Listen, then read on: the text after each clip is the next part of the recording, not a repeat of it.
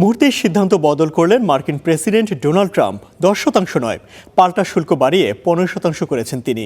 এতে বহু কাঠখড় পুড়িয়ে যুক্তরাষ্ট্রের সাথে করা শুল্ক চুক্তি করা দেশগুলো শঙ্কায় পড়েছে। এর মধ্যে আছে বাংলাদেশও। অর্থনীতিবিদরা বলছেন, এমন পরিস্থিতিতে দ্বিপাক্ষিক বাণিজ্যে অসামঞ্জস্যতা ঘোচাতে মনোযোগী হতে হবে বাংলাদেশকে।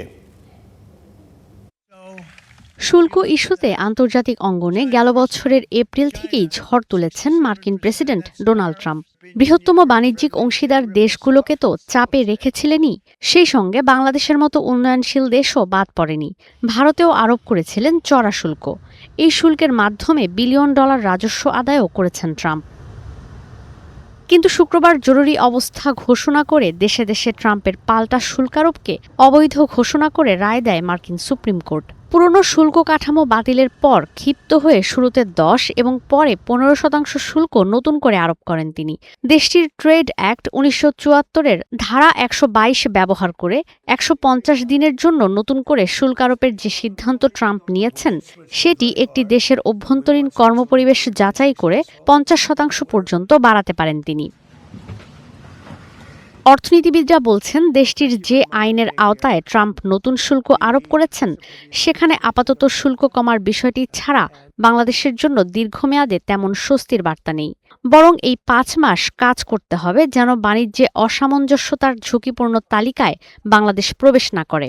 চারু স্টাইলিশ লিভিং। যদি তারা আমেরিকান আইন অনুযায়ী এটা স্ট্যাবলিশ করতে পারে যে একটা অমুক দেশ আমেরিকায় পণ্য বিক্রি করে মজুর খুব কম মজুরি দিয়ে, যেটা আন্তর্জাতিক মানদণ্ডে গ্রহণযোগ্য না বা ILO স্ট্যান্ডার্ডে গ্রহণযোগ্য না, বা পরিবেশ দূষণ করে, আনফেয়ার ট্রেড প্র্যাকটিসের ভিত্তিতে 50% পর্যন্ত শুল্ক আরোপ করা যেতে পারে, এগেইন 150 দিনের জন্য। অর্থনীতিবিদরা আরও বলছেন, যদি বাংলাদেশ শ্রম অধিকার, শ্রমিকদের কর্মপরিবেশ সহ আন্তর্জাতিক মানদণ্ডের সব শর্ত নিশ্চিত করতে পারে, এই 15% শুল্ক শূন্যে নেমে আসবে। এরপর যদি নতুন কোনো শুল্ক ট্রাম্প প্রশাসন আরোপ করতে না পারে, সেক্ষেত্রে এপ্রিলের আগের 15% শুল্কই বহাল থাকবে বাংলাদেশের রপ্তানি পণ্যের জন্য। আমরা যাতে ওই আনফেয়ার ট্রেড প্র্যাকটিস লিস্টে না ঢুকি, এটার জন্য হোমওয়ার্ক করা।